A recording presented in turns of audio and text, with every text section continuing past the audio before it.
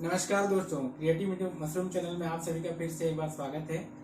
आज हम mushroom span के बारे में बात करेंगे कि ये मशरूम स्पान बनाया कैसे जाता है ना। हमारे सभी भाइयों को मेन इसी स्पान की ही ज़रूरत होती है कि दिक्कत उसी में आता है। ये आप अपने स्तर पर भी इसका प्रोडक्शन कर सकते हैं, एक छोटा सा लैब बना के, और उसमें कुछ ज़्यादा कॉस्टली नहीं जाता है। इसके लिए मुख्यतः आपको ऑटोक्लेव और लेमिनार एयर फ्लो की जरूरत होती है। मेन यही अपने दो कंपोनेंट हैं जो बीज बनाने में काफी ज्यादा भागीदार देते हैं। सबसे पहले तो आपको ये बताएंगे कि आप जहां से भी मशरूम का उत्पादन कर रहे हैं, आप मेन फोकस आप इस चीज पे करें कि आसपास के जो भी लैब हैं आपके, जो कृषि विज्ञान केंद्र या फिर कोई भी एग्रीकल्चर से रिलेटेड संस्थान है जहां मशरूम बीज मिलते हैं, उनसे ही बीज लेने का प्रयास करें, ताकि उससे आपको ज़्यादा टाइम का बचत हो। और अगर कमर्शियली आप इसका उत्पादन करना चाहते हैं बीज का, मशरूम बीज यानी मशरूम स्पॉन, तो आप इसके लिए कुछ बेसिक चीज़ें आपको चाहिए जो आप अपने लैब के हिसाब से बना सकते हैं। मैं अपने फार्म में खुद से ही मशरूम बीज तैयार करता हूँ, और इसमें ऑयस्टर का स्पॉन है, पैडी स्टार मशरूम का स्पॉन है, बटन मशरूम का स्पॉन है। ये सारे चीजें मैं अपने लैब में खुद तैयार करता हूँ। और इसके लिए अगर आपको जरूरत है तो हमारे चैनल के माध्यम से आप बीज मंगा सकते हैं। हमारे लिंक डिस्क्रिप्शन नीचे दिए हुए हैं, जिस पे जाके आप डिमांड कर सकते हैं ना। अपना एक क्रिएटिव मशरूम का अपना साइट भी है जहाँ पे आप ऑनलाइन ऑर्डर कर सकते हैं। ऑनलाइन ऑर्डर के 10 दिन के भीतर में ही आपको स्पॉन मिल जाएंगे। चलिए, तो आज हम आपको सारी वो विधि बताते हैं कि किस तरह से बीज तैयार किया जाता है एक लैब में, है ना। उसमें क्या क्या चरण है, क्या क्या विशेष सावधानी बरतनी चाहिए, और कितना कॉस्ट आता है, कितना आपको खर्चा आएगा, और कितना आप लगाएंगे और आपको कितना उत्पादन मिलेगा, कितना इन्वेस्टमेंट और कितना आउटपुट आएगा, है ना। ये सारी जानकारी हम आपको इस वीडियो के माध्यम से देंगे। मेनली मशरूम स्पान बनाने के लिए सबसे पहले तो हमको मदर कल्चर की जरूरत होती है। मदर कल्चर आप किसी अच्छे लैब से मंगा सकते हैं, या फिर आप खुद से ही कल्चर बना सकते हैं, लेकिन उसके लिए भी आपको सेटअप की जरूरत है, जो कि सारे एक साथ ही बन जाएंगे। लेमिनार एयर फ्लो और ऑटोक्लेव ये सब होने के साथ सारे कल्चर भी आप बना सकते हो। मेनली अब कल्चर मीडिया पे मैं आपको अलग वीडियो बताऊंगा। अभी तो फिलहाल मदर कल्चर की बात कर रहे हैं। मदर कल्चर एक्चुअली में कल्चर मीडिया में जो अपना मशरूम का माइसेलियम है उसको ग्रो कराया जाता है, या तो आप इसको फ्रूटिंग बॉडी के पहले वाले हिस्से से ग्रो करके टुकड़े से ग्रो कर सकते हैं, या फिर आप प्योर कल्चर बना सकते हैं उसके स्पोर से, मशरूम के स्पोर से। ये सारे वीडियो आपको मैं बाद में बताऊंगा। फिलहाल आज स्पॉन के बारे में बताएं। मशरूम स्पान तैयार करने के सबसे पहले प्रक्रिया में हम पानी को गर्म करके उबाल लेते हैं, और इस पानी में हम गेहूं को उबालते हैं। तब तक उबालते हैं जब तक वो उसमें नमी ना आ जाए। नमी मतलब नरम हो जाए गेहूं के बीज। और उबालते समय इस चीज़ का ध्यान रखा जाता है कि बीज फटे ना, अच्छी तरह से तो पक जाए, पर उसमें इतना वो मॉइस्चर हो कि वो बीज फटे ना।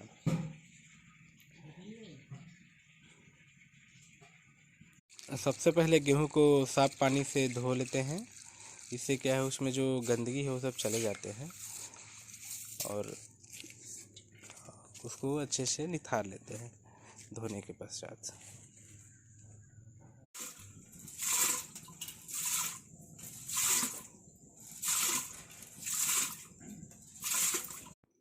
अब हमने गेहूं को पूरी अच्छी तरह से उबाल लिया है।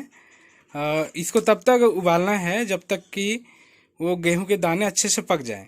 देखिए हमने किस तरह से इसको उबाला है। ये देखिए गेहूं के दाने पूरी तरह से अच्छे से पक गए हैं। ये अब हम लोग दबा रहे हैं इसको, तो अच्छे तरह से नरम हो गए हैं और दब रहे हैं अच्छी तरह से। हमें उबालते समय विशेषकर इस चीज़ का ध्यान देना है कि गेहूं फटे ना। जो गेहूं के दाने हो टुकड़ों में ना हो।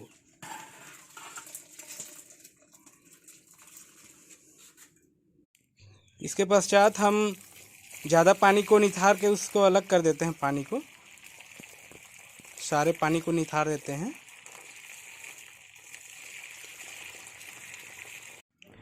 सारे पानी को निथारने के पश्चात हम इसे गेहूं को किसी फर्श पर या किसी अच्छे प्लेटफॉर्म, जैसे आप प्लाईवुड या फिर लोहे की पटरी का यूज कर सकते हैं, उसमें उड़ेल देते हैं ताकि जो ज़्यादा पानी हो चला जाए और हमें मतलब बिना पानी वाला गेहूं का बीज मिले।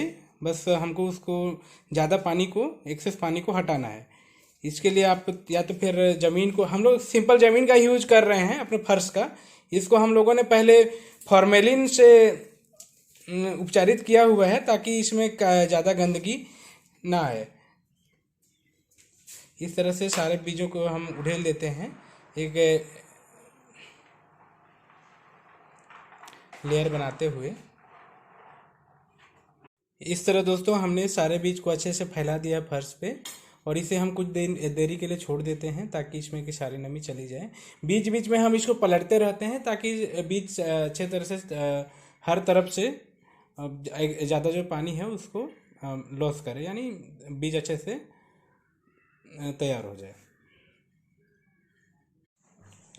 इस तरह से जब गेहूँ अच्छे से सूख जाए, मतलब उसमें नमी पूरा चले जाना चाहिए, उसके बाद उसमें कैल्शियम सल्फेट और कैल्शियम कार्बोनेट मिलाते हैं। मतलब उबालने के बाद जब पूरी तरह से पानी उसमें का चला जाए, उसमें बस नमी नहीं रहना चाहिए। जिस तरह से हम लोग देख रहे हैं गेहूँ ये पूरा दाने दाने निकल रहे हैं, इस टाइप से होना चाहिए। इसके बाद हम इसको उठा लेते हैं सारे गेहूँ को।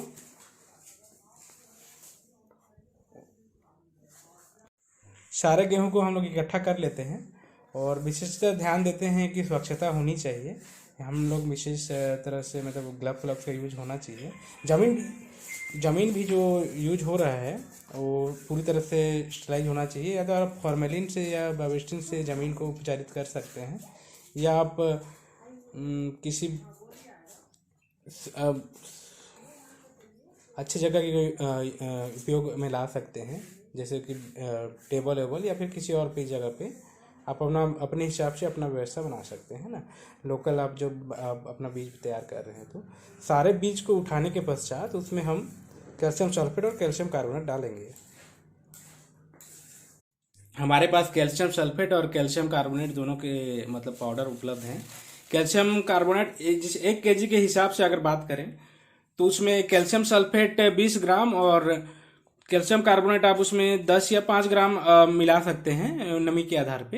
ये मेनली इसका मुख्य काम उसमें जो एसिडिटी है उसको कंट्रोल करना और नमी को दूर करना रहता है ना। तो कैल्शियम कार्बोनेट को तौल लेते हैं 100 ग्राम।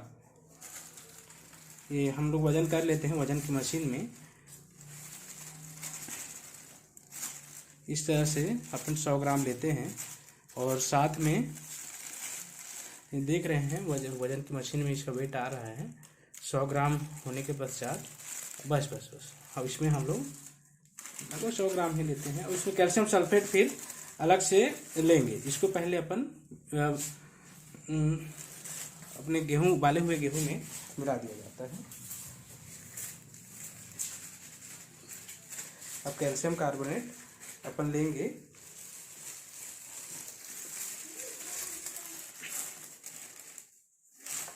कैल्शियम कार्बोनेट ले लिया। अब वो कैल्शियम सल्फेट अपन इसमें 10 kg के हिसाब से है, 10 kg यानी अपन 200 ग्राम लेंगे। 1 किलो के हिसाब से अगर बात किया जाए तो 20 ग्राम, तो 10 kg अपन गेहूं वाले हैं ड्राई वेट, तो उसका हो जाएगा 200 ग्राम। 200 ग्राम अपन नापने के बाद इस मिश्रण को अपन दोबारा मिला लेते हैं ना। इस तरह हम उनको 200 ग्राम तौल लेते हैं, उसको फिर से अपन गेहूं में मिला देते हैं।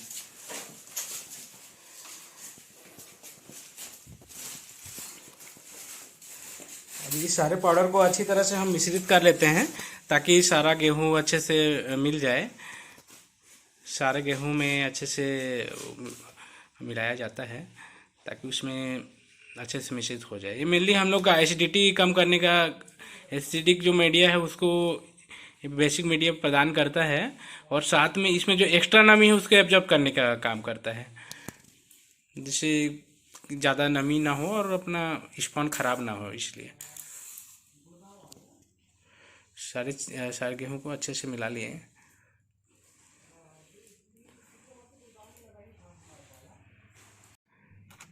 कैल्शियम कार्बोनेट और कैल्शियम सल्फेट को मिलाने के बाद सारे गेहूं को हम लोग उठा लेते हैं, और फिर उसके बाद या फिर आप उसको प्लास्टिक के पीपी बैग में भर सकते हैं या फिर बोतलों में आप उसको डाल सकते हैं वेट के अपने हिसाब से। जैसे मेनली अगर बोतल का यूज किया जाए तो लोकल के लिए आप यूज कर सकते हो। अगर बाहर बीज भेजना है तो उसके लिए आप पीपी बैग का यूज कर सकते हो, क्योंकि इसको ट्रांसपोर्टिंग में थोड़ा दिक्कत जाता है।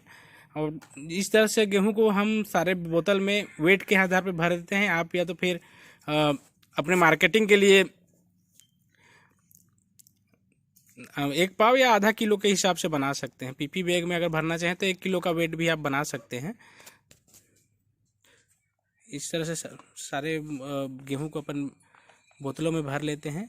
इसको हम लोग 1 पाव के हिसाब से भर रहे हैं। छोटे वाले बियर की बोतल है जिसका यूज हम कर सकते हैं कि इससे क्या है, ऑटोक्लेव करने में भी ज़्यादा अच्छा होता है। इससे ऑटोक्लेविंग थोड़ा अच्छे से होता है बोतलों में अगर किया जाए तो।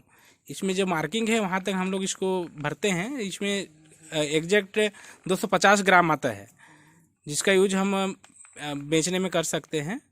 250 ग्राम तक इतनी तक भरते हैं। और बड़ी वाली जो बोतल दिख रही है वो आधा किलो के हिसाब से बना हुआ है। उसमें भी अगर हम लोग एक निश्चित लेवल तक भरते हैं ताकि एग्जैक्ट आधा किलो भराए और उसको अपन बेचते टाइम उसका वेट करने की ज़रूरत ना पड़े। इस तरह सारे बोतलों को भरा जाता है। इस तरह हम लोग कुछ पीपी बैग भी भर लेते हैं ताकि इसको हम लोग बाहर भी भेज सकें, जैसे डिमांड कहीं आता है तो। क्योंकि बोतलों को भेजने में थोड़ा दिक्कत आता है। इस बोतलों का यूज हम अपने फार्म में लगाने में कर सकते हैं और आगे के लिए उसको रखने के लिए भी यूज हो सकता है। पीपी बैग जो हम लोग यूज कर रहे हैं वो 11x7 साइज का है। ये आपका 1 किलो या आधा किलो का पैकेट आप बना सकते हैं। और जो कांच का जार जो हम लोग लिए हैं उसमें 1 पाव आता है, तो इसमें हम लोग चार बार भरेंगे तो 1 किलो हो जाएगा, है ना। इस तरह से हम लोग 1 किलो का पैकेट तैयार कर लेते हैं। देखिए हम लोग चार बार अपन नाप लिए हैं और इसी तरह बैग अपन तैयार कर लेते हैं। जिससे 1 किलो का अपन मार्केट में बेचने के लिए तैयार हो जाएगा स्पॉनिंग करने हेतु।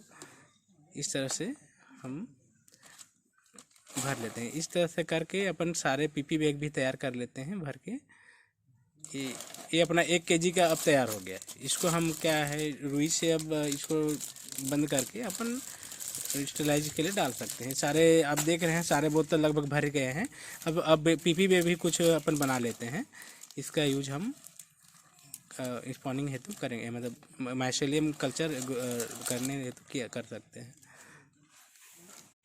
अब इस तरह से हमने सारे बोतलों को भर लिए हैं और पीपी में भी भर लिया गया है।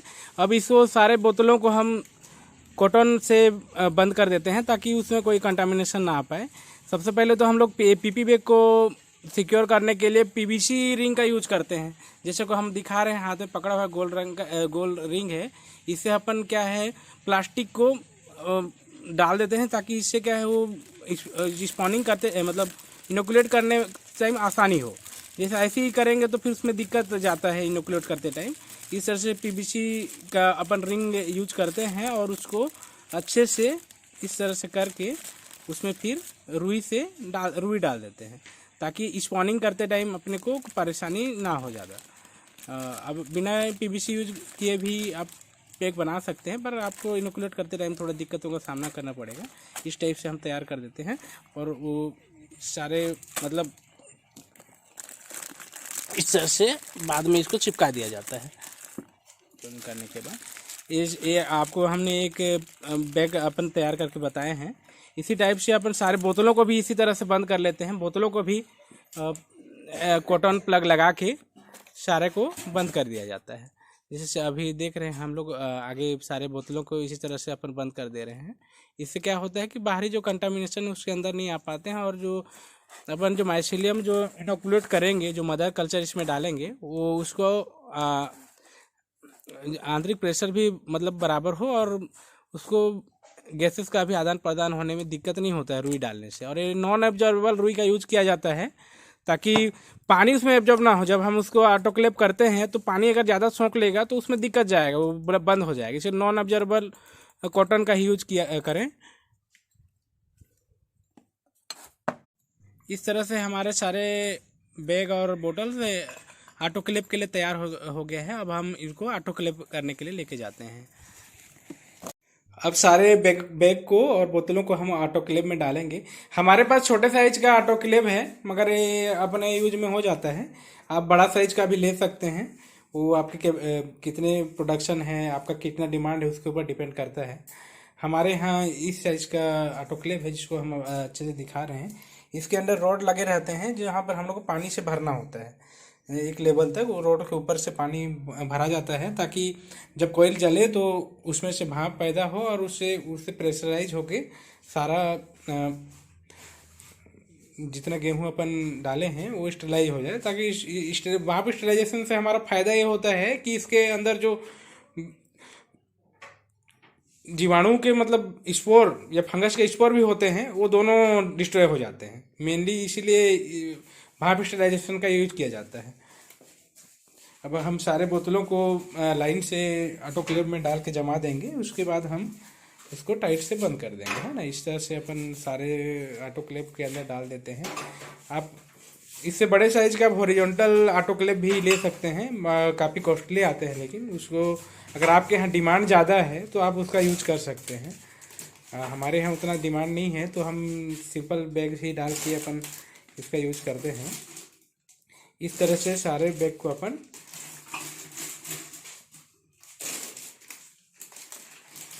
डाल देते हैं।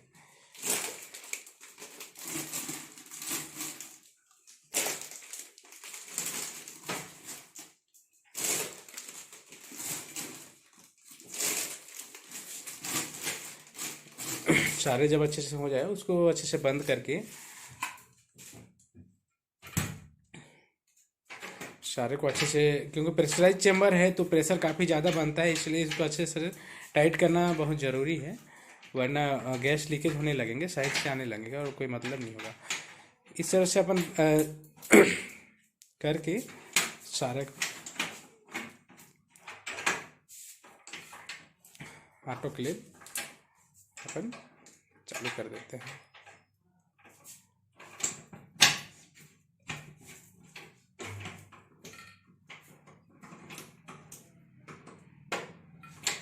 इस तरह से हमने ऑटोक्लेव को पूरी तरह से बंद कर दिया है। अब हम ऑटोक्लेव को चालू कर देते हैं। ये इलेक्ट्रिक ऑटोक्लेव है, इसे इलेक्ट्रिसिटी से चालू चलता है। अब इस तरह से हम देखते हैं कि इसमें बहुत सारे मतलब बल्ब और मीटर लगे हुए हैं। ये अपना बैरोमीटर है जो प्रेशर नापने के लिए यूज होता है। मेनली हम लोग इसको 20 psi तक लेके स्टेलाइज करते हैं। ये हमारा सेफ्टी वाल्व है जिससे अपन प्रेशर खोल सकते हैं। ये प्रेशर रिलीज है। ये जब ज़्यादा प्रेशर बन जाता है तो ये वाल्व काम करता है। इसको हम लोग मेनली 20 psi तक चलने देते हैं। इस तरह से अपन अपना ऑटोक्लेव चालू करके उसको छोड़ देते हैं। इसको आप लोग लगभग 2 से 2.5 घंटे तक स्टेलाइज करते हैं, जिससे काफ़ी अच्छे तरह से स्टेलाइज हो जाता है, जिससे आपका जो स्पोन बनाने की प्रक्रिया उसमें ख़राब ना हो। या अभी मीटर कुछ ही घंटे मतलब देरी में आधा घंटा आसपास में 20 psi तक पहुंच जाएगा। उसके बाद हम इसको 2 घंटे या 2.5 घंटे तक आप रख सकते हैं। उसमें सारे कंटामिनेशन आपके सारे स्पोर्स जितने हैं वो अच्छी तरह से डिस्ट्रॉय हो जाएंगे और उसको अब हम आगे की प्रक्रिया के लिए यूज कर सकते हैं। यहाँ से निकालने के बाद हम उसको लेमिनार एयर फ्लो के अंदर में लेके मदर स्पॉन से इनोकुलेट करते हैं। देखा दोस्तों किस तरह से हमने बीज को अच्छे से ऑटोक्लेव किया है। इसके बाद वीडियो काफ़ी लंबी हो जा रही है, इसलिए आगे की प्रोसेस हम नेक्स्ट पार्ट में आपको बताएंगे कि किस तरह से स्टेलाइज बीज को हम लोग कैसे मदर कल्चर से इनोकुलेट करते हैं, इसका अगला भाग हम अगले वीडियो में बताएंगे। तब तक के लिए हमें मोटिवेट करें, हमें सपोर्ट करें और हमारे चैनल को सब्सक्राइब जरूर करें। धन्यवाद।